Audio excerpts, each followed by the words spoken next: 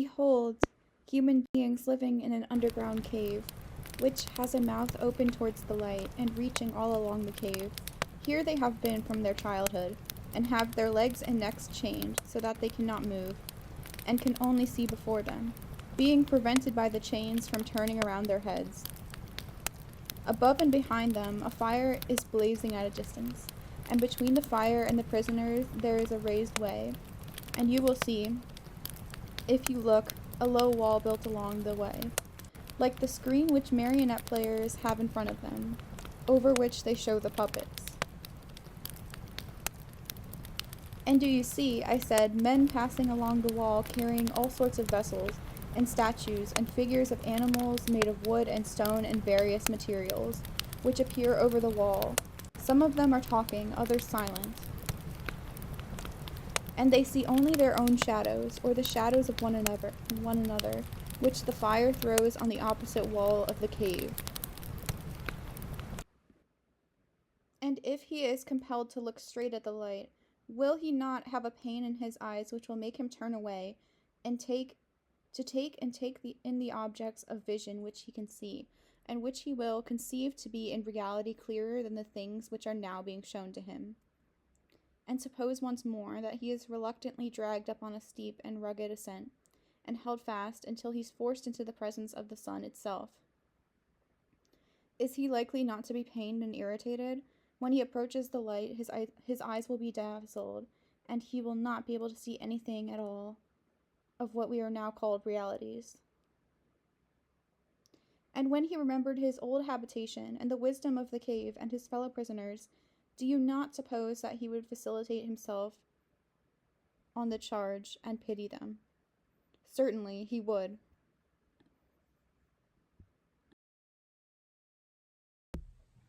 Hello. So, this video is going to be a little more casual than my last one,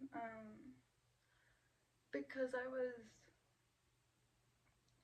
I've been watching the rehearsal, and I've been taking notes, and I'm just sort of gonna go through the plot and go through the notes. Yeah. But first, we need to talk about It's Always Sunny in Philadelphia.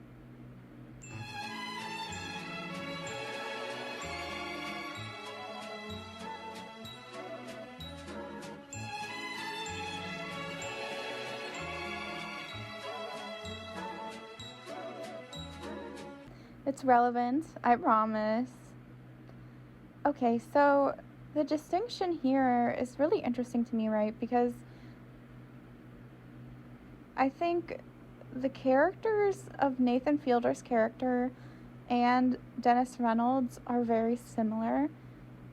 But there's one distinction that's really important to me, because Glenn Howerton made it clear from the get-go that he did not want to be associated with his character because he thought that he was a morally reprehensible person. Whereas Charlie Day had no problem with his character being named Charlie. Whether Dennis is a true psychopath or murderer or whatever, is a question that shouldn't ever really fully be answered. So, I wanted to make it as clear as possible that what he was saying was I'm never going to do any of the things. I'm never going to do any of the stuff. It's just that she doesn't know that. To me, this is a little interesting and suspicious, I guess, because if you were playing a morally reprehensible character like Nathan Fielder's character, why would you want your name to be associated with that? Because, we all love the episode with the Dennis system, but imagine if it was called the Glenn system. And when you tried to criticize him and be like, why would you make this creepy system and then name it after yourself? He could be like, oh, this is just my character from the show. And then imagine if, there's this also really fun scene where he's in a sensory chamber, and he imagines himself as this, like, as cutting his hair, and he does this really good Australian accent. And imagine if his character was named Glenn instead of Dennis, so that when you try to criticize him for things like the Dennis system, or in this case, the Glenn system, he could be like, that's my character, that's not me. But then, at the same time, if you'd want to praise him for something like pulling off a flawless Australian accent, he could take that praise at the same time. This is what Nathan Fielder is doing, and it's very frustrating because the way he blurs the line between character and reality is something I feel he does on purpose to absolve himself from criticism. And at the same time, garner himself praise as a tortured artist. Because if people want to criticize him for something like he did with getting a child actor to pretend he's his father, even though the child actor was very young, only 5 years old, he can say, well, it was an experiment, it was my character, it was a blur between reality and fiction. But then, if you want to praise him for things like the very successful campaign with the dumb Starbucks, that's fully Nathan Fielder, because it was successful. So, what I'm saying is you can't have both. You can't say, oh, Nathan is doing this, Nathan is provoking these POC characters. It's your universe. It's my universe. And you are God. I am God. I think what Nathan Fielder does a good job of that maybe fools a lot of Americans who don't know much about Canada is he sort of pretends to be this, like, everyday Canadian guy who just loves Tim Hortons and hockey and stuff like that. But what people don't know about me is I graduated with a Master's of International Affairs with really good grades, okay? So I know a lot about geography. I know what I'm talking about. And I also have a dual Canadian citizenship. So he always brings up that he's from Vancouver, right? But when he drops that, it's like, to an American, saying he's from Vancouver is like casually bringing up that you're from Beverly Hills or Manhattan, right? And not every single person in Vancouver is going to be wealthy, but a lot of things from his Wikipedia page sort of gave away to me that he comes from money. Like, the high school he went to, the post-grade secondary school, is a public school in Vancouver, but I have pictures. It's extraordinarily, it's very fancy, you can see. So that leads me to think he came from money. And also, what a lot of Americans don't know is Vancouver is actually one of the most expensive cities in the world to live in. So he kind of has the vibe of, like, he came from wealth, but he's, like, purposely downplaying it. And that I do not like. And for comparison, I went to one of the nicest schools in Pennsylvania in one of the wealthiest areas in Pennsylvania, and you can see the comparison, just how different the schools look, right? And this is not, like, a poor area. So you can see, like, how well off his family is. And I don't have an issue with rich people. I mean, I think wealth should be distributed more fairly, but comedians being rich doesn't matter to me. I think a really good example is Julia Louis-Dreyfus. Hello. Because she makes it clear that she comes from an extremely wealthy family. Like, her family are billionaires. She had no reason to act. She could have just lived off her money her whole life. But instead, you can tell she uses her platform for good and does acting because she really cares about it. Like, before she was on Seinfeld, she was only on SNL for, I think, less than a year, which I think a lot of people would give up at that point, because I think you need to be on SNL for several years before you can really take off. And so I really don't like how Nathan pretends to be this, like, sort of everyday man, awkward figure, when that's just not the case. And I think he's really counting on the fact that he is in Los Angeles now, and a lot of his audience are Americans now. I don't think there's a lot of Canadian fans anymore. So I think he's sort of coasting off the fact that not a lot of Americans don't really know a lot about Canada. So yeah, that's just another thing I don't really like about what he's doing with his comedy or his character. And I thought it was an interesting thing to add, because not a lot of Americans know about Canada, and it's one of my special interests, you could say. Like, I love geography and geoguessr and learning about things about other cultures that other people might miss.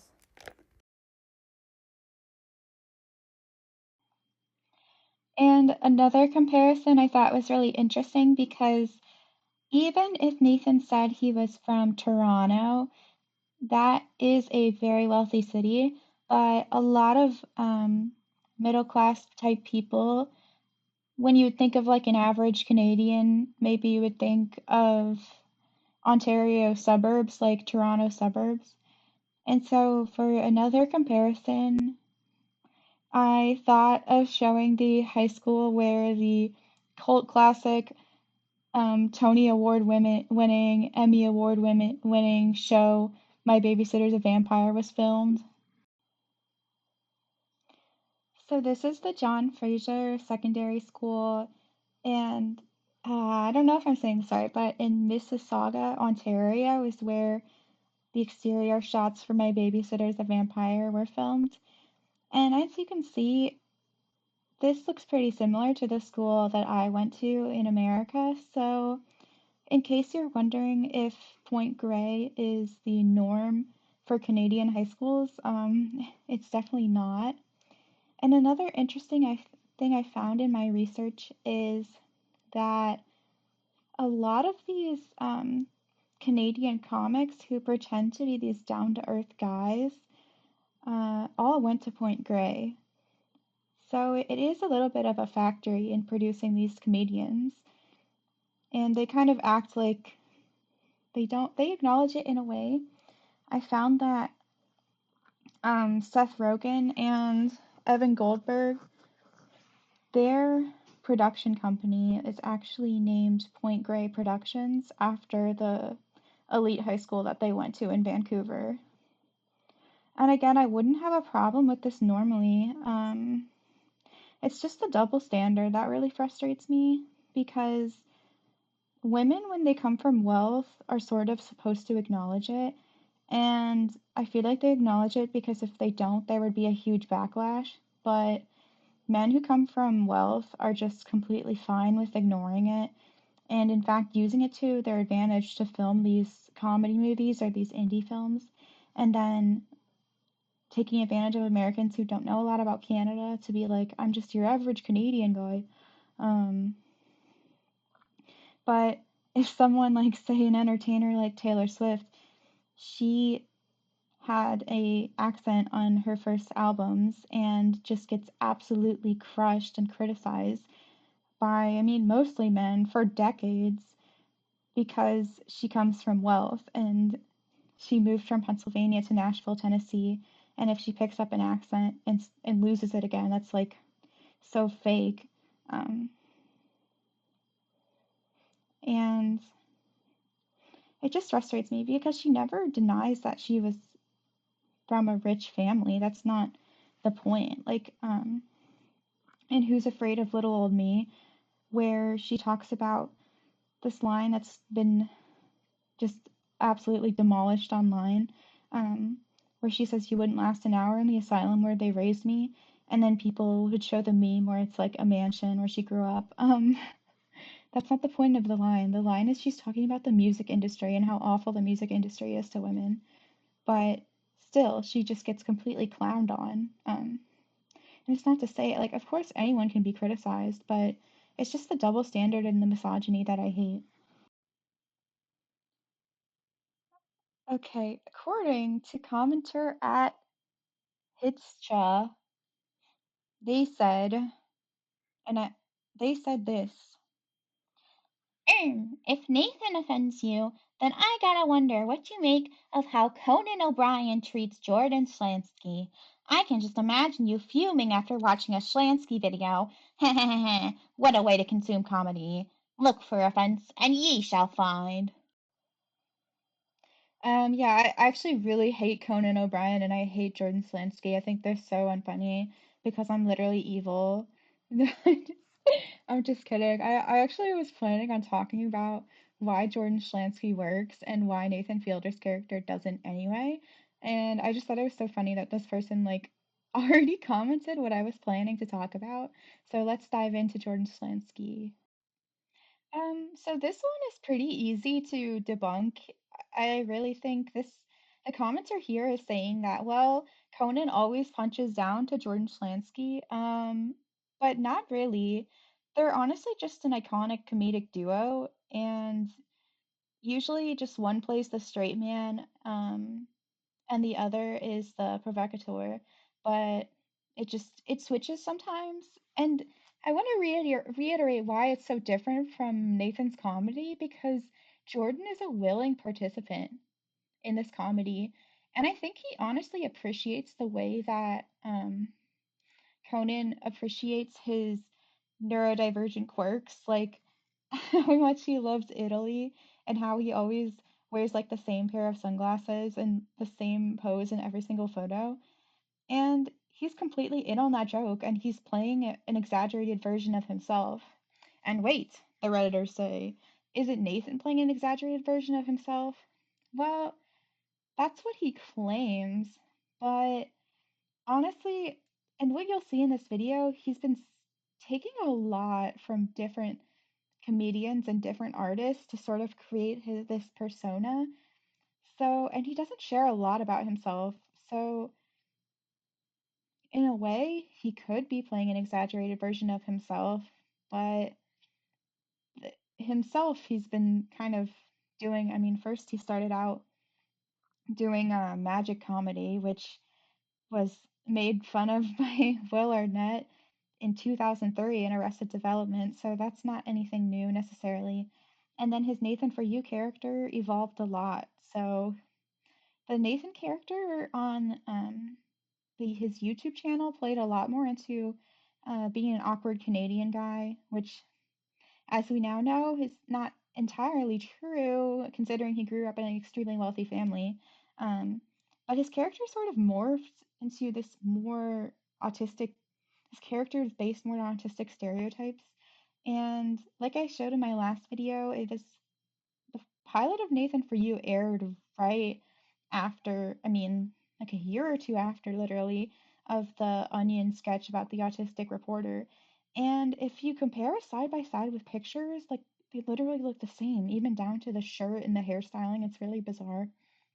Um, and then after that, I will get into it later, but he's especially since I watched Synecdoche, New York, by Kaufman.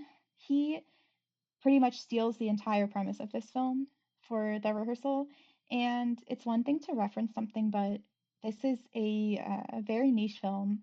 I love Eternal Sunshine of the Spotless Mind, and I've not heard of this film. So, yeah. And also, another thing to really reiterate why Jordan Schlansky works and why Nathan doesn't is because Nathan pretends to be, well, he pretends to just be an observer. Like, he pretends to be a silent observer, but you can see he's provoking people who don't have a lot of media training, and they're not in on the joke. Jordan Schlansky is in on the joke. He knows he's playing an exaggerated version of himself, and so is Conan O'Brien. And they're doing it to make each other happy. Like, it's not malicious, but the way that the way that Nathan always punches down on people of color or just individuals who seem to be neurodivergent, um, yeah, it doesn't excuse anything. Even if Nathan might be neurodivergent himself, what he's doing is still malicious. And that's the reason his comedy doesn't work. And I wasn't gonna watch this season actually, because I really didn't like season 1 at all. But when I heard that it was about air travel, it did get me because I recently got rejected on a face-to-face flight attendant interview, so I'd say I'm pretty qualified to talk about this season. Okay, so season 2, episode 1, Gotta Have Fun. So the season sort of starts out with plane crashes, like scripts of, I think they're like real life plane crashes, I'm not sure. But basically the season, Nathan's researching how to make pilots get along better. So my first note was, let me guess, they're gonna be actors. And I was right. And there's a frame of Nathan in the back with his little laptop, and he's burning in hell where he should be, TBH.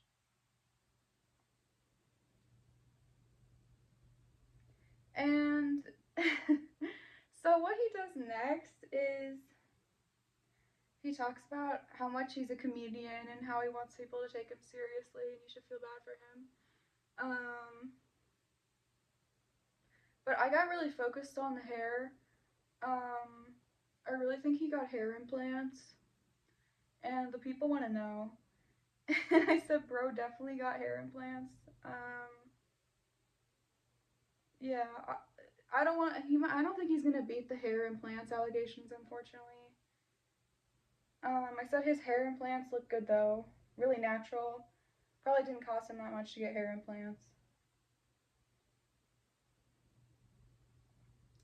And this part was kind of funny, like where the captains were with the co-pilot, and they were just, it was like, I think real life dialogue before a crash, but this isn't Nathan. Like, pilots are really funny. Like, you can just look up pilot, like, air traffic control conversations on YouTube, and they're usually pretty funny, so.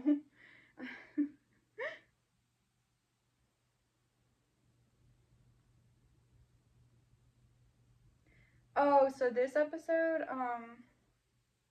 is really weird. So he decides that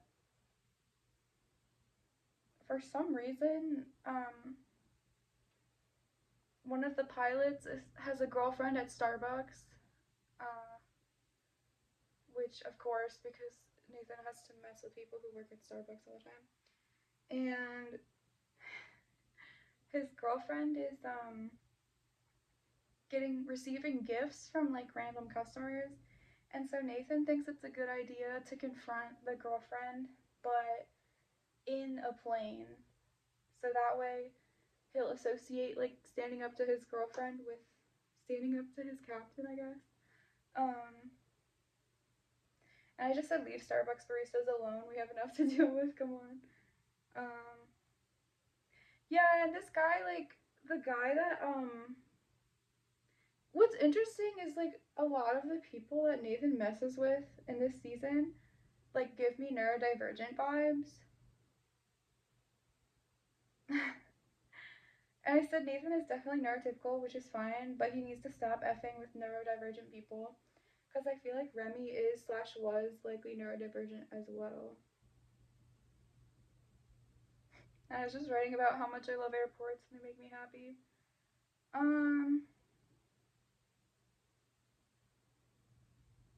Oh yeah, so he was getting back to form a little bit.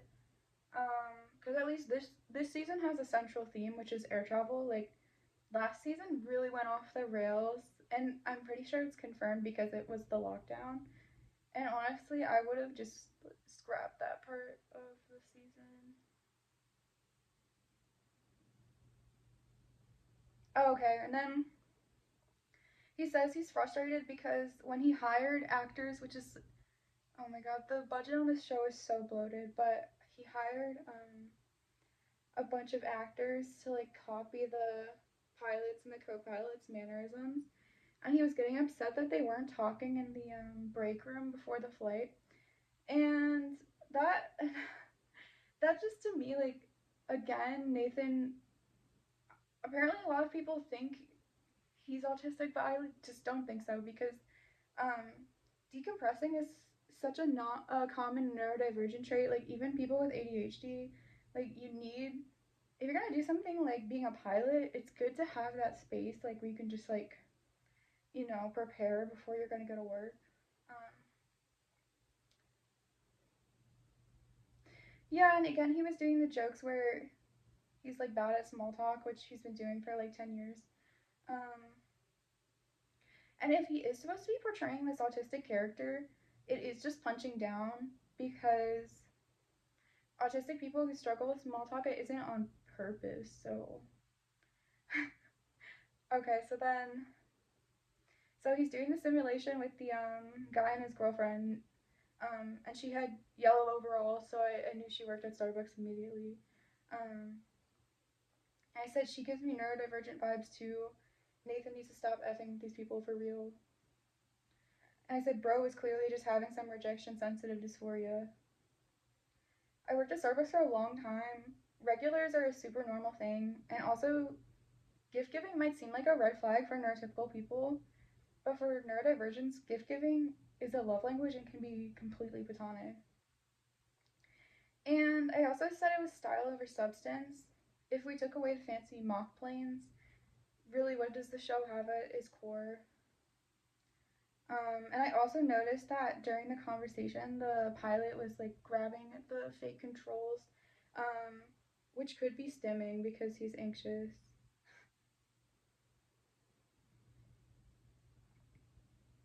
And I hate to say it, but Nathan is poisoning himself in this episode as having this huge moral dilemma, being a comedian tackling serious topics, but he isn't that great of a comedian either.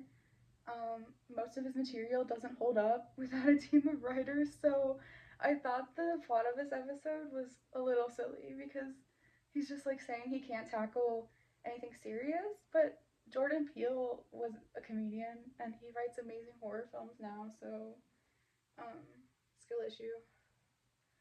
So season 2, episode 2, Star Potential. Oh, oh yeah, this one is interesting.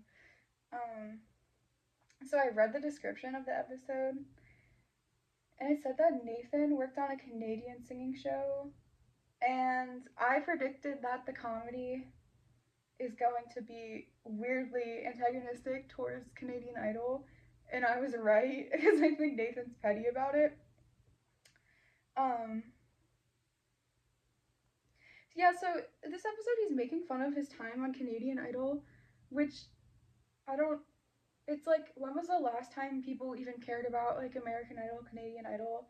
I thought that was such a poor choice to make fun of because it's not relevant and it's not funny, and people have been making fun of American Idol for like 10 years. Yeah, I said we watched a video about Disney American Idol. We know how it works. Shout out Defunct Land. And I said that it was a bit of a stretch. I think Nathan really just wanted to make fun of Canadian Idol. Because it doesn't really have anything to do with the pilots. Like the way he sort of connects it to the pilots is by saying like, oh, they need to be more confident with telling people what they actually think, so he makes them judges on this fake Canadian Idol show. But to me that was like such a stretch. Like I really think he just wanted to make fun of Canadian Idol. I said, wow, the show would have been breaking edge if it came out 10 years ago. Yeah. And I said, parodying American Canadian Idol in 2024 is such a weird choice to me, when those shows were a fad of the early 2000s and have mostly died out. And also, I said again, I was really hyper focused on Defunctland while I was watching it. So, if you haven't seen it, watch the American Idol Disney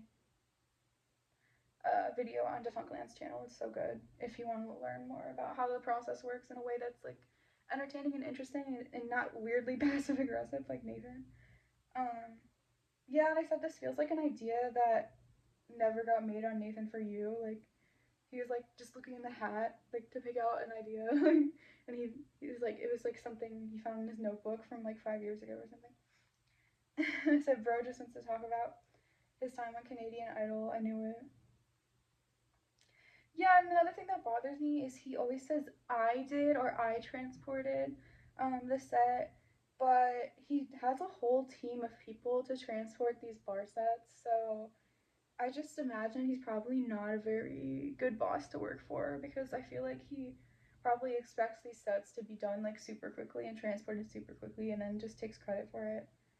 Um, and I said his whole bit is literally just pause a lot and have a monotone voice. It was funny in Nathan For You 10 years ago, but that's all he ever does, and it's getting old. And I said that, again, the monotone voice thing is such an autistic stereotype, and I feel like Nathan Fielder must know this, and it's not like autistic people are like purposely trying to be off-putting. Oh, okay, so what happens is it's really weird. So one of the fake judges, like the pilots, she's like this like woman in her mid-50s, and she's comes off as like very pleasant, very friendly, and she says fantastic a lot. So Nathan, I know he's done this joke like a million times, but he decides that he's just gonna say fantastic a lot because he's having the contestants rate the judges on their friendliness. And so he just decides he's gonna say fantastic, but get this, he says it in a monotone voice, right? Because he never does that. And of course, people don't like that. So I said, saying Nathan saying fantastic in a monotone voice when the difference should be obvious. Again, it just feels like he's making fun of autistic people who might not understand the tonal differences. And I said this show really feels like it's for millennials because it's not groundbreaking. It's honestly feels quite the opposite. Like, talking about Canadian Idol, I just think that was such a bad decision, and it was like, it just felt like something that should have aired in like 2015.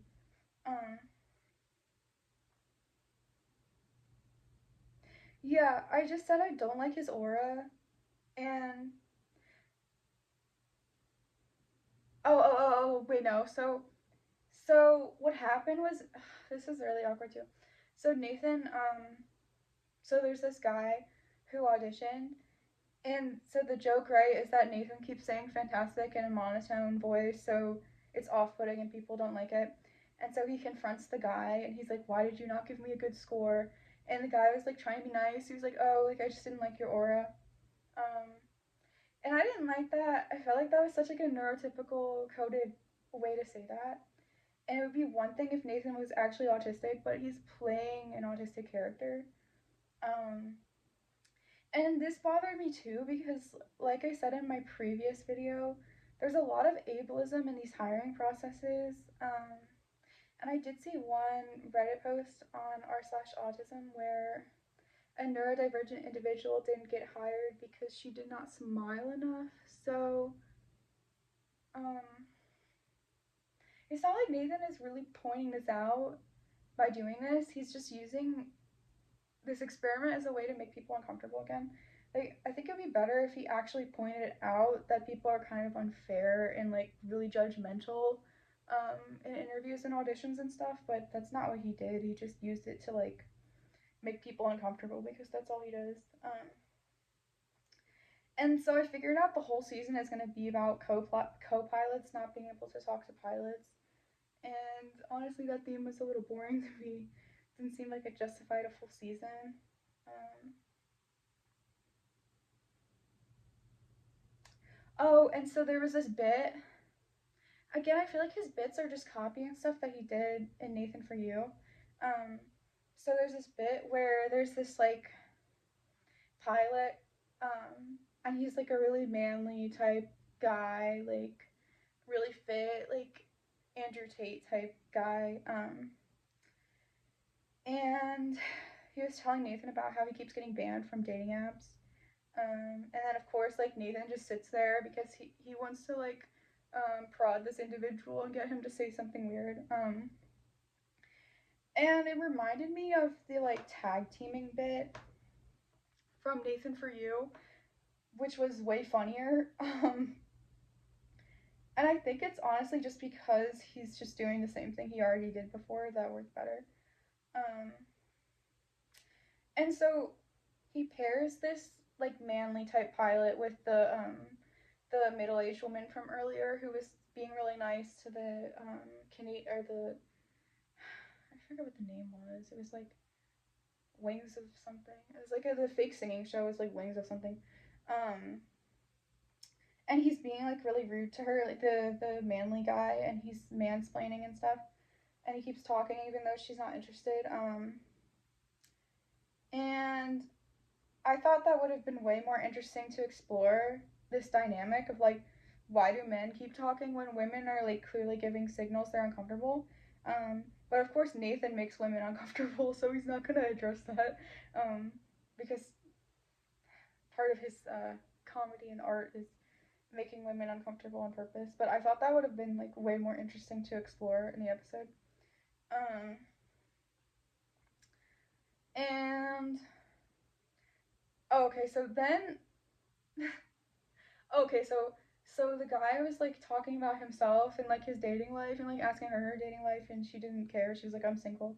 And he's like, wow, this reminds me of a time when I didn't listen, and it was such a bad transition.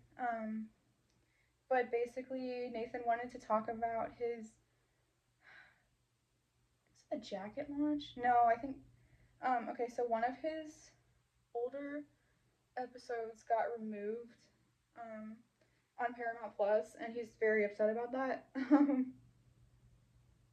And so he did the bit again where he had the actor who kind of looks like him from last season um, play him, emailing Paramount Plus. And oh, he also mentions the curse, which stop trying to make the curse happen. It's not going to happen. And I just thought him plugging his other show on this show was like so self-indulgent. For no reason. Like, yeah, I didn't like that. It came out of nowhere, and like he was talking about how the curse hasn't been renewed yet, and I really don't think it's gonna be renewed because it was critically panned. So the fact that he keeps bringing it up is really unprofessional to me. Okay, so he has right. So the episode was removed on Nathan For You, which is so weird. Like, I think this proves that he just goes back and watches his own shows because why is he like monitoring Paramount Plus to see if the episode gets taken down? But so they pulled the episode in I think Germany, and then it ended up being in all of Europe because he mentioned he was like his his like ugly his ugly like raincoat like hiking type Patagonia jackets. I think he was like donating the funds to Holocaust or charity or something. And so he gets again this is like such a waste of money, but he gets these like actors to pretend to be Paramount Plus Germany, and the joke was kind of funny. It started with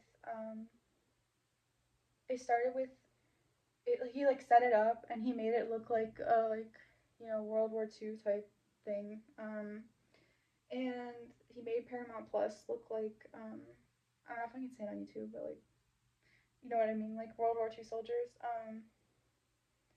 And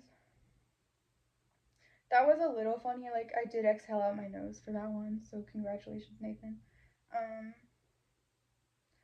oh yeah, but okay, so he didn't, but he just like hammers on the bit and like keeps going, and it's not funny anymore. Um, yeah, he just like kept going with like how terrible Paramount Plus is. And it was weird, and the actor tried to like critique him and be like, "Well, what do you think about yourself that you're like above this?" And again, just because Nathan like kind of pokes fun at himself and like sometimes is self-aware, doesn't justify all the punching down he does, because it's getting to an annoying point. And I'll get to it later, but there's another episode where he again punches down at a POC person, and then like, yeah, he constantly does that. And so the end of the episode was pretty sweet. There was this girl who was like a singer, and she was like really young, like maybe 12 or 13, and she was really nervous, and her singing wasn't that great. But he did give a really good speech where he was like, the fact that you showed up to this audition when so many people see the audition and just stay at home was, I like that. That was nice. Um, I said, anyways, Free Palestine, because I don't know what he was trying to say with his like weird German censorship thing. Like, okay. Yeah, I said honestly, just watch Defunctland's YouTube essay on American Idol experience at Disney. That's way more entertaining, and it's the same idea. Okay. Oh. Okay, so episode 3, Pilot's Code. So this episode starts out with a family that unfortunately they had a dog for a long time that passed away. Um, so they cloned the dog, and there were 3 dogs born. Um, and so he decides he wants to do nature versus nurture with dogs. And I said with different writers, it could have been a good idea, but it just feels like a huge budget and a huge waste of money for basically nothing to be said. And oh, okay, so what they do for the dog, so the dog was raised in like the early 2000s, and the family that has these dogs is like more well off now, but they weren't before. So he hires like actors to play like Silicon Valley type bros, and they're walking by and they're like, "Oh, did you hear about that new iPhone from Steve Jobs?" So you're like, "Okay, it's 2009." And then on the I don't know what it's called, like the, you know where you wait for the bus, like the ad, like I don't know, like the thing on the side, like with an ad. So he did a Jared from Subway joke in 2024, and I'm like, oh my god, like, and then I went on the Reddit, and people are like, it was so funny. I don't know, I didn't find it funny. I feel like that joke again has been like done to death. Like, Jared from Subway was literally a villain in a South Park video game. So I mean, um, and I just said, imagine this show with no budget to rent out an entire airport wing, pun, or recreate houses in excruciating detail. I don't think it would be watchable. Oh, okay. So the in the husband with like the dog family, he's like has like some European accent, and it reminded me of the Nico my cousin from GTA 4, I think, Liberty City one. And I said the actors are really good in this show, at least. And I'm just watching for the cute puppies and the cute cats. At this point, I was like, okay, this season isn't as bad as the last one, but I was like, maybe I just really love planes and air travel, so it's like, it's kind of winning me over, I guess. Okay, so Nathan was like, this theory, if it works with dogs, this rehearsal, to recreate like the other dogs, like the clone dogs' life from the beginning. I'm gonna do that with a real life person. So he becomes like the pilot named Sully, who there's a really famous plane crash where he was, I think it was in the Hudson River. He like landed the plane. I think I think a bird got into the engine or something, and he landed the plane on the Hudson. And it was really famous. So Nathan decides to embody this pilot, like become him from birth. And honestly, it reminded me a lot. And this is something he does this season a lot. He copies Charlie Kaufman a lot. And there's nothing wrong with referencing something, but he doesn't add anything to it other than being like, oh, I'm kind of referencing Kaufman here. And I think he's like I can't prove it, but I feel like he's kind of banking on the fact that these movies are pretty old. Like, I thought so he comes out and he's like in a bald cap and he's in a diaper, which you can make your own determinations on why he wanted to do that. And there were like a bunch of marionettes, which was kind of interesting, but again, like, it's spectacle over actual substance, because imagine if that show didn't have the budget to do like these giant marionettes. Like, it wouldn't, a guy in a diaper isn't funny, like and so yeah, so it really reminded me of a really, really good Charlie Kaufman film called Being John Malkovich, which I recommend. Like, if you like this episode and you want to see it done better, I would recommend watching that film. It's really old, actually. It came out in 1999, so I think Nathan is hoping people don't remember that. But it's very surreal, and it plays with the themes that Nathan's playing with, but like, it actually has something to say. So anyway, there's a puppet.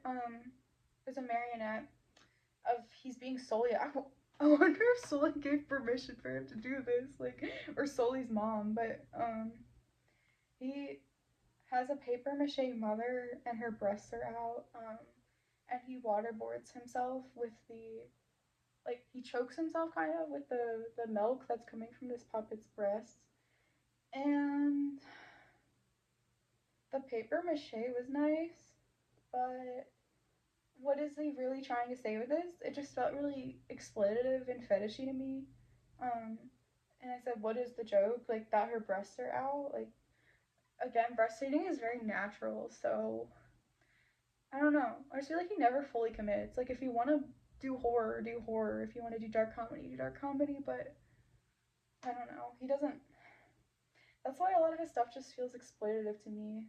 And I said it was reminiscent of Eternal Sunshine of the Spotless Mind, which is another Charlie Kaufman film, which is 2003 or 2004.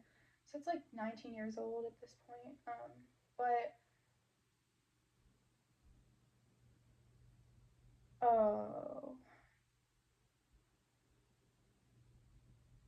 okay, so then in order to show intimacy, and I heard he did this on The Curse too. Like, I didn't watch The Curse because I value my time, but he's still portraying Sully, and I think I might look up if Sully gave permission for him to do this, because it's just the way he's portraying him is it's not very flattering. I wouldn't like it.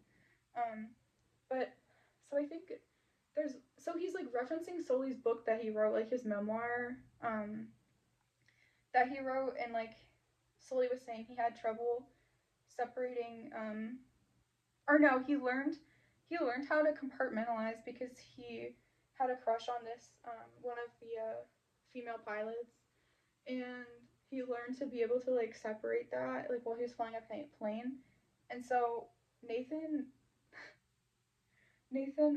decides to masturbate and fly the plane, because he couldn't recreate the sexual intimacy with a real actress,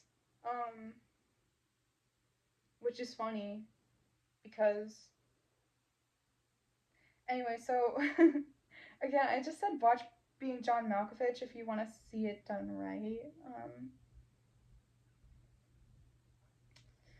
Uh, oh yeah, and I said so. There's a really good scene. I don't want to spoil the movie, but the marionettes.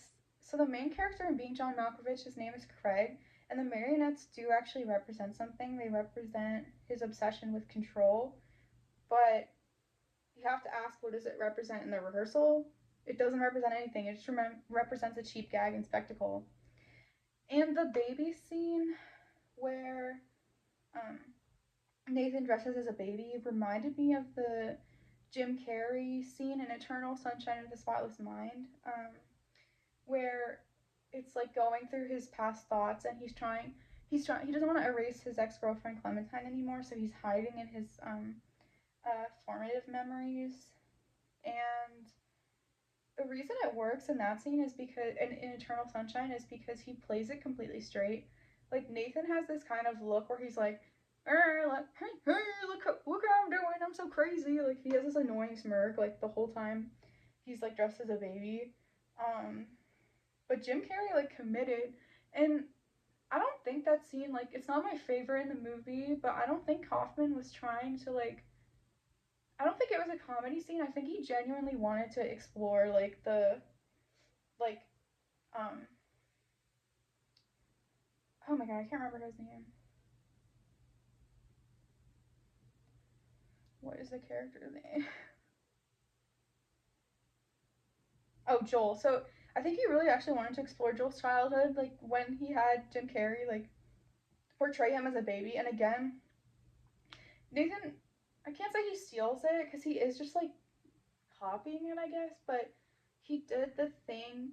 And again, this is like 19 years ago, 18 years ago, where Jim Carrey is like, to portray him as like being a little kid, he makes like a giant set, and that's the same thing Nathan does, but I don't know, he's just like referencing it without, giving any credit. Um Yeah, I said when Jim Carrey plays the baby Joel, it's like he plays it extremely straight. Whereas with Nathan, there's always some tint of exploitation in his work. Okay. Um so episode 4 is called Kiss Me, and it starts with um the winners of the airplane singing show. And I just said it feels so unnecessary. There's been like a million parodies of American Idol. And again, Nathan goes back to the he's really upset that pilots decompress before the flight. I was like, yeah, surprise, surprise. A lot of people he finds this out in the pandering episode, but it's like a surprise. A lot of people in the travel industry and airline industry are gonna be autistic. Like, that's probably why they're decompressing. Okay. Oh, so this time he's harassing. Rehearsing with another pilot. Um, and he was thinking like in nature, animals will do things with other, like in a big group, and like maybe that'll help him um, be able to like go on dates more. Um, and I said it just felt like a cut video to me. Like it was just a bunch of actors dressed as him, like copying him, and also just like reminded me of Midsummer too. I mean, he's definitely not copying Midsummer, but I mean, it's just like your art isn't that good when it just makes you think of something else you could be watching that's better. Um, and then oh yeah, I didn't like this either. So he's trying again. He tries to recreate bits from Nathan For You. So there's this like older woman. So he tries to get people to go on a date with this pilot, and he's like, raise your hand if you actually want to go on a date with him. And like 2 or 3 people raise their hand, and then there's like this one woman who's like probably in her 60s, and he's interviewing her, and asking her why she finds this guy attractive, and she admits that she gets turned on by Einstein, and he just he just sits there and he's like, I'm not saying anything. I'm a quiet observer. I'm not an enabler. I just sit here, and so yeah, so he lets her go on this like monologue about how she um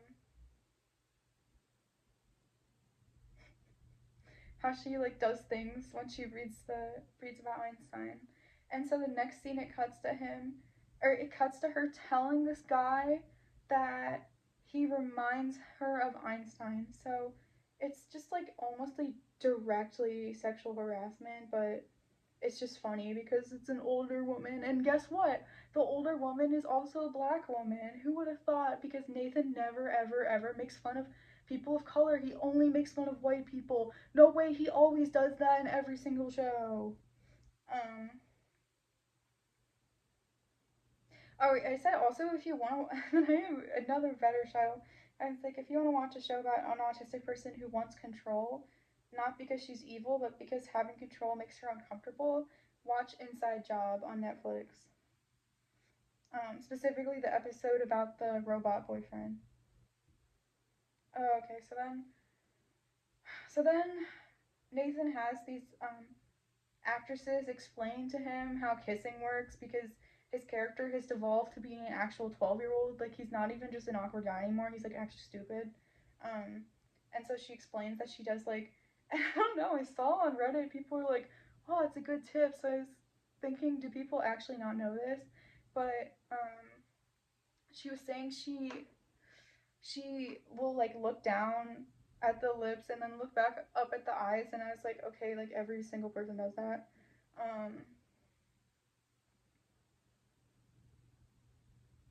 And then I said I felt like it was kind of ironic because Nathan is portraying this autistic stereotype in his character, but he doesn't understand how autism or being on the spectrum actually works. Because I also thought that this pilot too was kind of giving me neurodivergent vibes, and Nathan kept staring at him like so intensely. And then this guy did the classic neurodivergent thing where you like make eye contact for a couple seconds, you look away, look back. And that's like a neurodivergent way of like trying to be polite.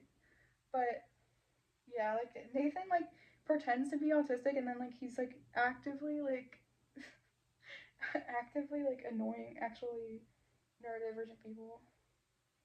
Oh, and he brought up the curse again, and I was like, just stop. And nobody wants to watch it. The critics it was panned by everyone. Yeah. And so then Nathan, in all his genius, decides to bring the actresses. So the actresses are portraying the pilot, and the pilot wants to kiss this other actress. So the actresses are portraying this other actress. So it's like really meta. And so Nathan decides, he's like, it's interesting that people only care if you say you're an actress and you can like kiss them and whatever. And so he brings the boyfriends over to watch the real life boyfriends to watch their girlfriends who are actresses do their job, which is acting. And like so they're obviously like they're making out with the other actor. And Nathan is like, I'm holding up a lens to society, you see, because like that's their job, bro. It's not that deep. And that's the annoying that's the annoying thing about the rehearsal. Like, you don't know what's real and what isn't. And Nathan does this on purpose because it's hard to criticize him when you don't know what is actually real. Like, you don't know if those were actually the boyfriends. I think they were.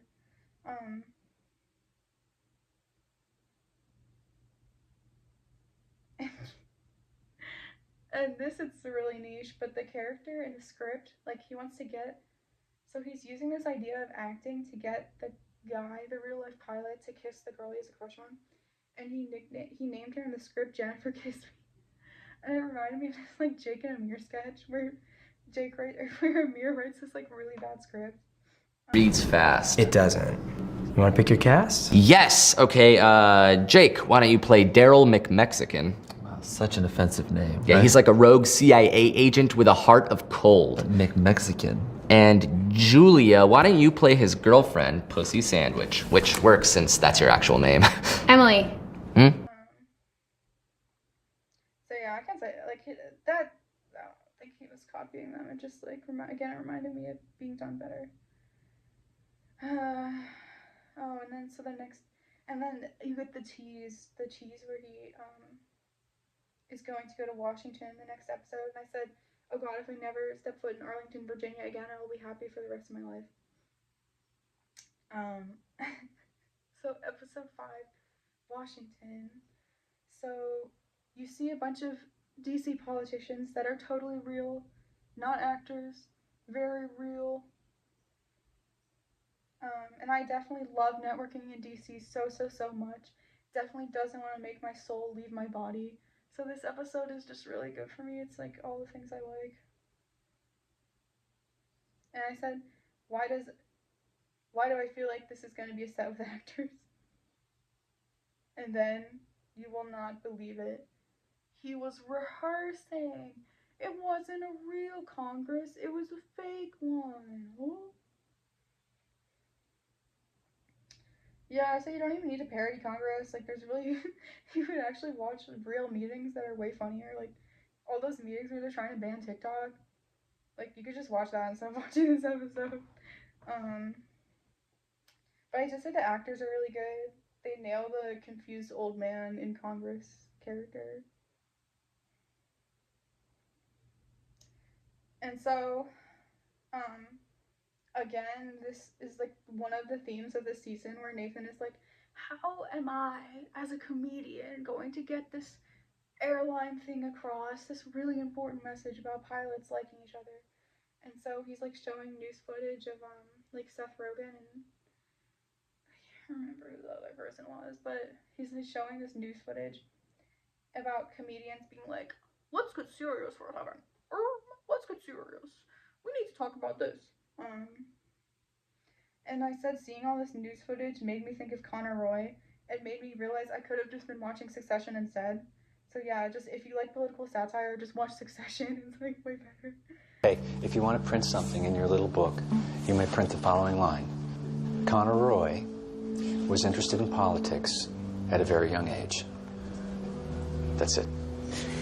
Connor, this isn't an interview.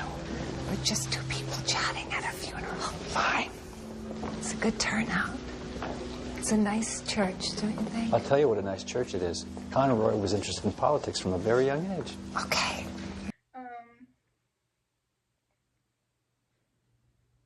Okay, so then he always does this. He always has like weird perverted jokes, but so he makes so the actors are like not laughing at his joke, and he's like, well, I'm a comedian, and all the other videos I've seen of comedians in Congress, they always start with a joke. And so he makes a really bad joke where he's like, the last time I felt this awkward was when I was caught masturbating on a bus, but the bus driver did tell me to get off. He said, why do I feel like this is a real joke he used in his early stand-up rip? Wait, what? Wait. When did Nathan dress as a dog? Oh, that was him looking at his earlier stuff. Oh, yeah, this is the part that makes me really upset. So, okay, so he just casually brings up, it's not a PR thing. It really fit into the episode. It wasn't forced at all.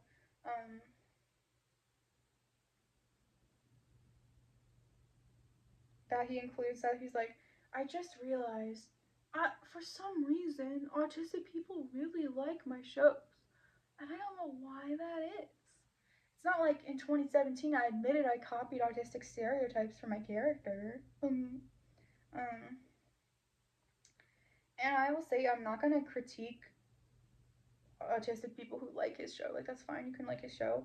But I will critique Nathan because he's a rich white comedian that got famous by copying autistic stereotypes, and now the self-assigned patron saint of autism. And he said it was never his intent. It was never his intent to gain an autistic audience.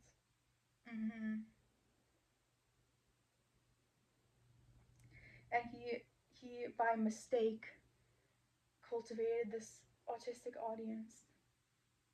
Even though he researched Asperger's disorder for his character, so he knew exactly what he was doing.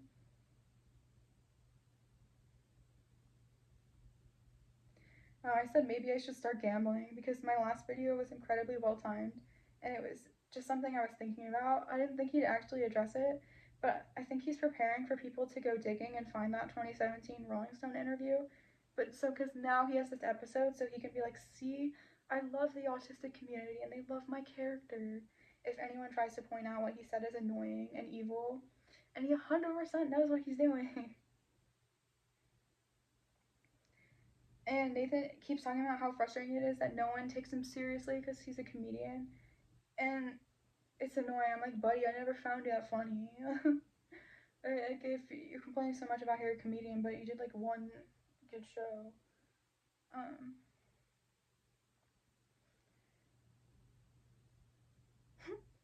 Oh, so he gets this I don't know what type it is, but it looked like it was ABA therapy to me.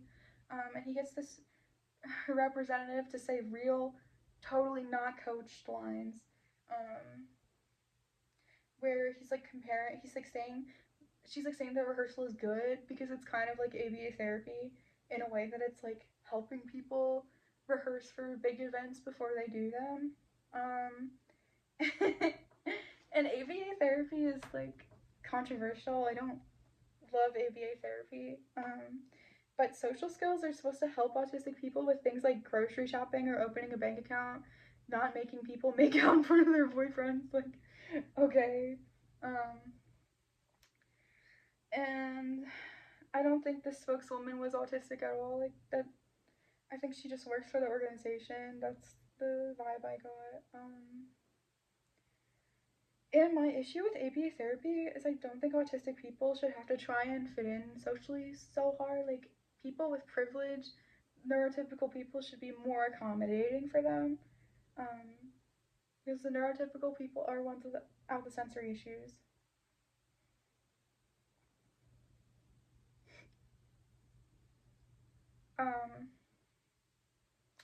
Okay, so I said this is my experience, right? And I'm ADHD, and even ADHD varies a lot.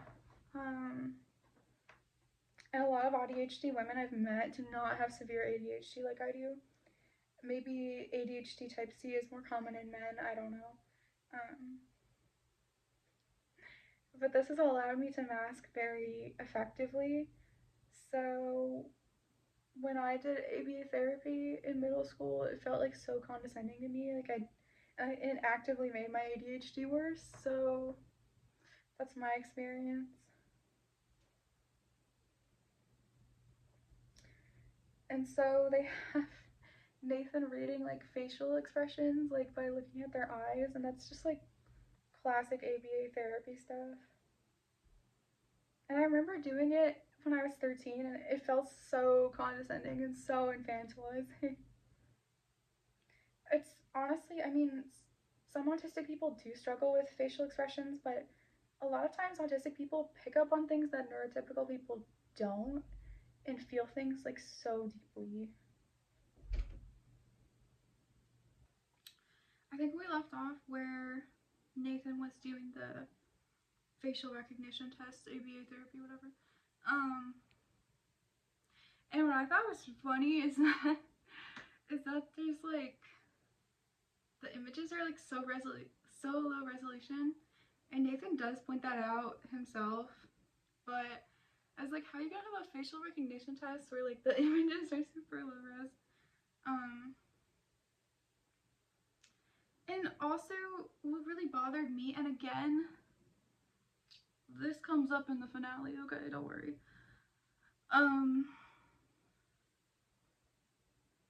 Again, what bothered me is just that, like, if he's trying to say he's on a spectrum, that doesn't absolve him from any criticism. lest we forget that Sia made the music movie. And it was turned out she was on the spectrum. And this is a thing I reiterate a lot, but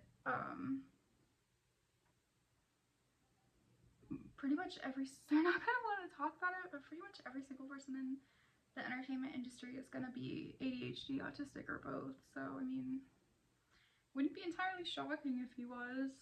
But again, that doesn't absolve him from any criticism. Like, I'm never gonna understand what it's like to have ASD 2 or 3, and out of respect, I'm not gonna touch that. It's not. Oh, and so what happens is they have a charity come into his like plane set.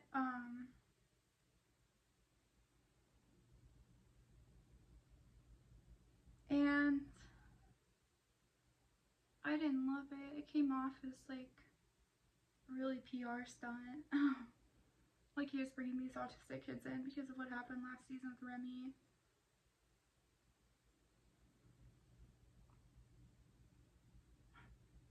And I said, why does this episode feel like an apology tour?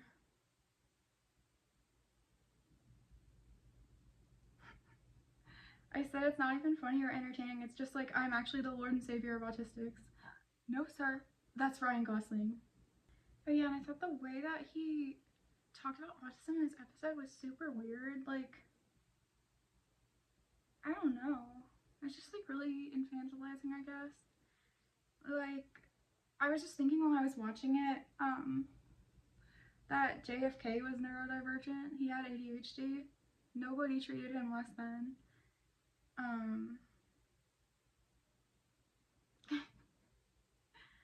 And I said, he just learned now that autism is connected to aviation. What's next? Trains? Okay, so the episode ends with him meeting this pilot who's like representative for this autistic organization, and I thought it was funny because that guy I thought was on the spectrum, because he was like, yeah, that, like, he just told Nathan straight to his face. He's like, yeah, I don't really get that. He's like, why are you talking about autism when you're trying to like make a like bill in Congress, I guess, to make pilots get along better? Didn't even he was like, okay, that's like a big stretch. So yeah, I think Nathan just knew that the article that, or the Rolling Stone piece that came out in 2017 was a bad look, so he decided to do this. And we will. Okay. So since this is the same time and it's not a different day, I watched Synecdoche, New York in 1 second, and I also rewatched Being John Malkovich in 1 second. And before I talk about the finale, boy oh boy, did he copy from this film. And I'm okay with saying copied, because once I read the description, you will understand how much is like exactly taken from this film. Synecdoche, New York's Caden is a theater director whose life is marred by unrelenting health problems, the estrangement of his wife and daughter, and an inability to convey meaning in his artistic work. In his efforts to find that meaning, Caden constructs a life-size replica of New York City inside a massive, aging theater warehouse. He casts actors to play himself and the people who surround him, the script often repeating his mundane conversations within the microcosm of Manhattan. Eventually, the play reaches further into the self-referential, where new actors are hired to play versions of the initial set of actors, and Caden's life intertwines between reality and that beyond it.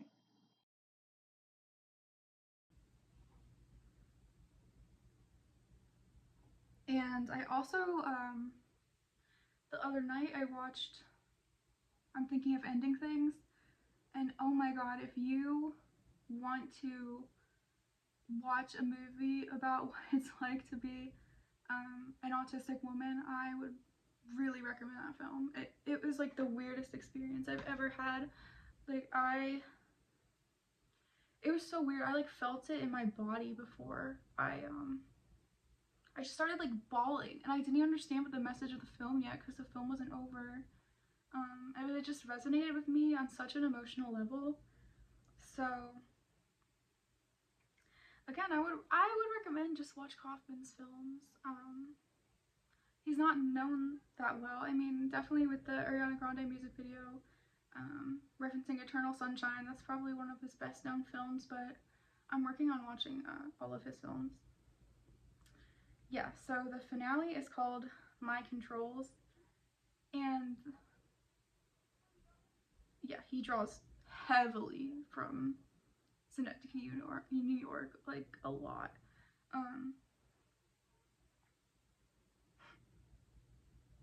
And I said this time the hair implants look a little shiny. And I still didn't understand how this aviation theme merits a whole season, all the episodes being held together like that. It was really shaky. They didn't have a lot in common, and the overarching theme was, I didn't think, justified 6 episodes. So how Synecdoche, New York goes is it's kind of parodying, I mean, it's kind of satirizing those like self-indulgent films, like what I mean, I've never seen a Woody Allen film, but that's what I imagine a Woody Allen film would be like. And I just think it's really weird that what Nathan took away from watching that film, and it's a cautionary tale, right? Because in that film, the main character, his name's Caden, and he decides that he's going to put on the most realistic play ever. And so he builds like a life-size replica of New York City and casts people to play him. And it's really funny that there's a scene where this guy is like, he's like, I want to play you, and I've never been an actor, but I've been following you for 20 years, so I know your every move, and I just thought that was so funny. But yeah, it's so weird how Nathan doesn't acknowledge that he's stealing a lot from this film. And maybe, that's what I'm saying, like, it's okay to reference things, but the way that he's taking from Kaufman's films and then not acknowledging them, and it's not like, say I love The Substance, obviously, and Coralie, she references The Shining a lot, and also in the shower there's like, or in the bathroom there's a scene where she's referencing Psycho. Those are well-known horror films. It's okay to reference those. It's not like, you know, it's not like Stephen King needs any more money, but it's not a reference when he's taking from Kaufman and not even like crediting, because I didn't even know about this film. And I'm a huge fan of Eternal Sunshine of the Spotless Mind, so the fact that I'd never heard of this film, and it came out in 2008, so it's a lot more recent than his other films like Adaptation or Being John Malkovich, so doesn't look good for Nathan. And I just thought it was weird that this character, Nathan isn't saying that Rehearsal is good, right? But he's still making money off of it. He's still profiting off of it. He's still showing everyone his Rehearsal. So the fact that he watched this movie and was like, I'm gonna do that. I'm gonna make a really, really realistic set, because I mean, at the point, you're not supposed to watch the movie and go like, okay, I want to do this myself, like on a reality show, because it's not the message of the film.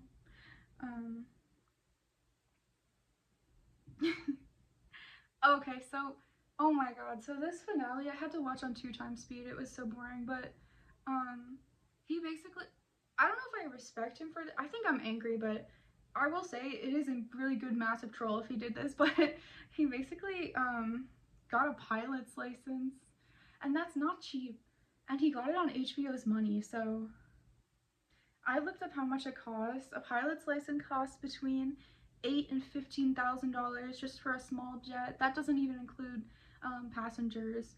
And I 100% know Nathan used HBO money and used it as a tax write-off because it's part of the show. And mean, that $15K could have went to those poor Trump supporters who lost their Medicare, so so sad. I say his cats are cute though. And I was like, maybe this season is just an elaborate scheme for Nathan to get a free pilot's license, and he did play us all along. I would respect that if that was the case. And then so notice he didn't tell you how much the pilot's license costs. He kind of threw it out there like it was a casual thing, but it's not a cheap thing to do. And him wearing these expensive windbreakers, I think he wears Patagonia a lot too in Nathan For You. For him to look casual and geeky reminds me so much of the character Lucas Matson from Succession. And that was just amazing costume design for that show, because he would wear these cardigans that didn't look like much, but they cost thousands of dollars and were designer, which is such a good sign of a wealthy, humble guy. It's a way that a lot of them will signal that they're wealthy, but also trying to portray like the cool tech bro type guy. And I was like, I don't know, maybe Nathan knew the show was gonna get canceled after season 2 and said, fuck it, I wanna fly a plane. And he said that he had it's like weird, this line also came out of nowhere. He said he had a bit of a gambling problem, which I just thought that was a crazy lore drop in the middle of the finale.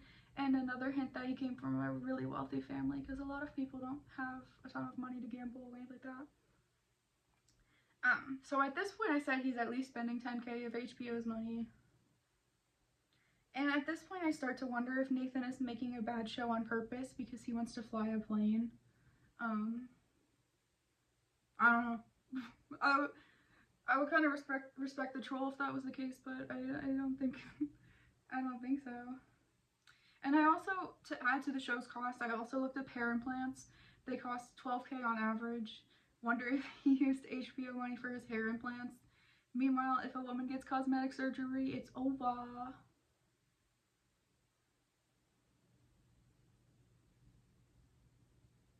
Okay, so then so for his final rehearsal, he rents out an actual Boeing 737 plane. And he does this joke that he's never done before. He, like, literally, I've never seen him do this. So he goes to find a plane that's, like, pretty beat up, right? And he says, oh, no, here's the joke. The guy says it's a little beat up, but it's not. It's actually really beat up. And then Nathan goes, really? Are you sure? Like, what's this wire here? Like, he never, ever, ever does that in any of his shows.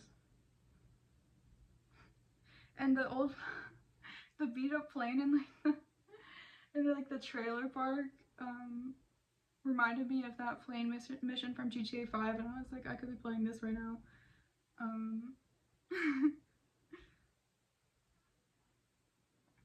And it was just so, like, yeah, I had to watch it on 2x speed because he just left so much in to make it an hour long.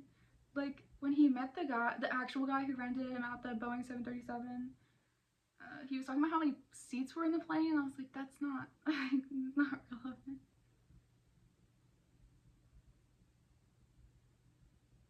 Oh, so then this I didn't like either. He goes to this like fancy MRI center to get a brain scan done, and this made me so anxious, and it should not make you anxious. It's like a neutral thing, right? He is like getting a brain scan because he wants to see if anything's wrong, I guess, or like to see if he can't fly a plane, because you can't fly a plane if you're autistic, apparently.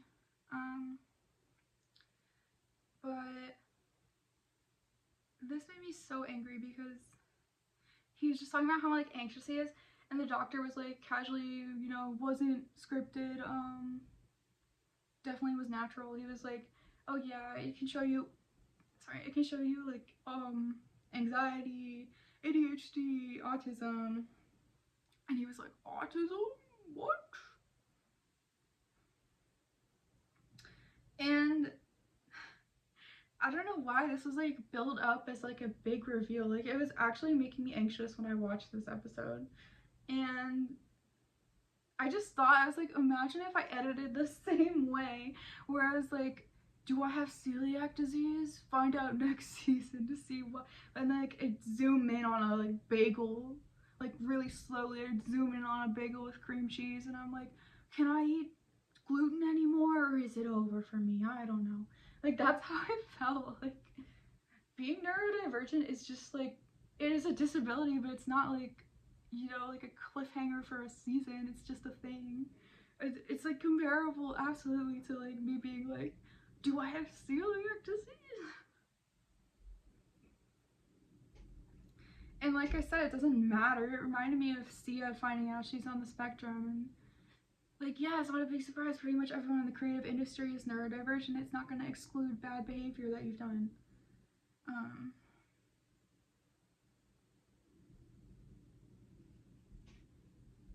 I really think it's just because there's that lone, edgy white guy savant portrayal of autism, but I think my therapist told me that it's like every 4 or 5 autistic girls now for every 1 autistic guy, so a lot more people are going to find out they're neurodivergent, especially who just think they have anxiety, so it's not just this savant type guy. And I said, why is finding out if Nathan has autism a cliffhanger, bruh? Yeah. And it just made me mad because there's so many women, especially POC women, who don't get the chance to get a diagnosis, and even if they go, it's like, oh, you make eye contact, you're too smart, there's no way you're autistic, stuff like that.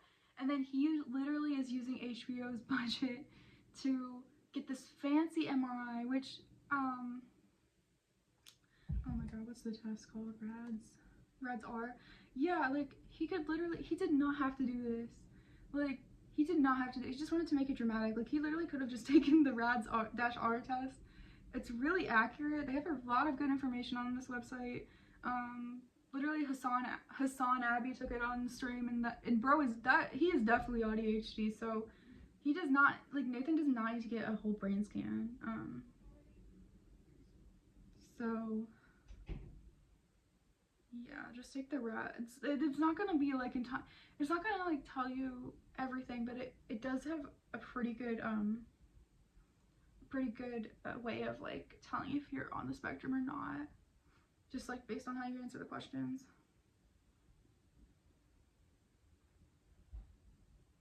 Anyway, so I looked up how much it costs to rent.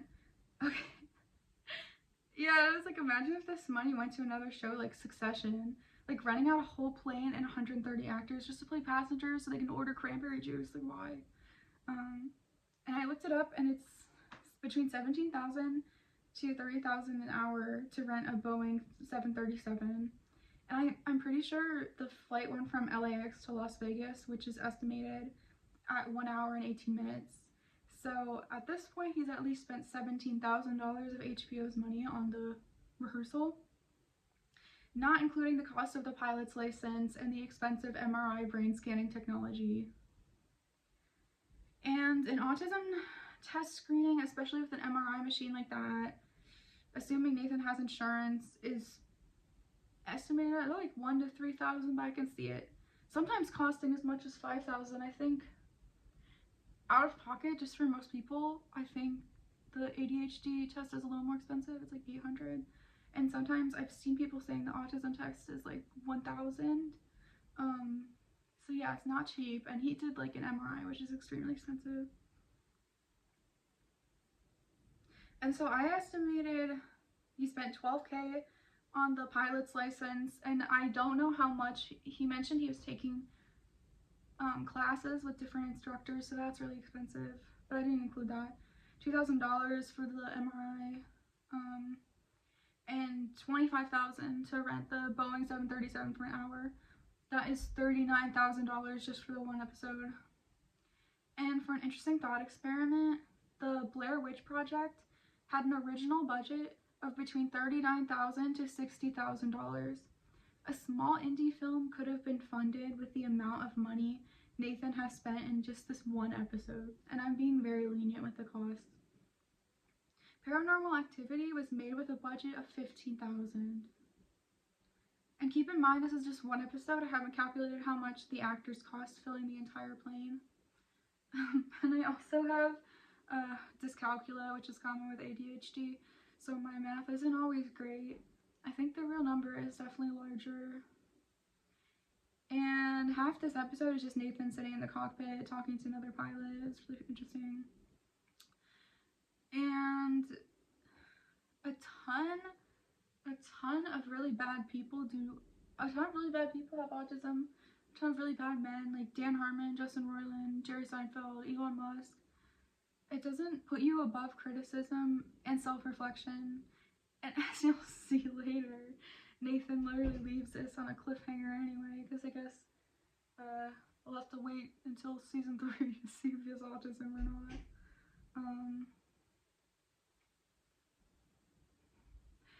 Okay.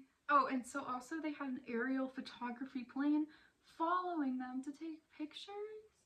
And I looked that up. It ranges between $1,000 and $25,000 depending on the length of the flight. And so what they did after spending, cost of a college degree at this point, thousands of dollars, they did like basically an improv exercise from the first episode where Nathan was Mr. All Ears and the other guy was Mr. Blunt or something, and that was just a way to get them to communicate. It was definitely worth spending $40,000 for that.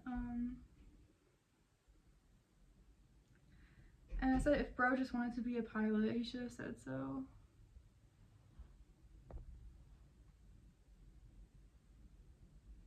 Oh yeah, and I also showed the finale of The Wings of Voice, which is such a waste of money because it was an entirely fake singing show that just the footage barely got used. So I'm sure that was just thousands of dollars. And it was barely shown at all. And I said I think bro should just go be a pilot. I don't think he wants to do comedy anymore. Yeah, so yeah, he ends the episode with him getting a message from the doctor being like, I have the results of your MRI. So he really did end the season on if he has autism or not. It's like really wants me to come back for season 3. So yeah, what a cheap way to end a season. Oh my god. I don't know. I was gonna be nice. And give this season like 3 stars, but I'm gonna give it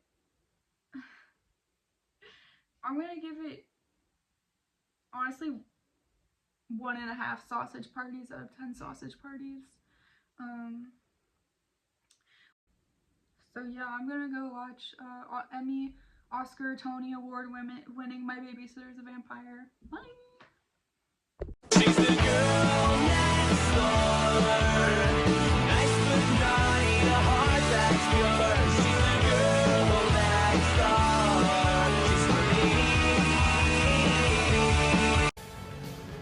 Have a good show out there. Ladies and gentlemen, a magician named Gob.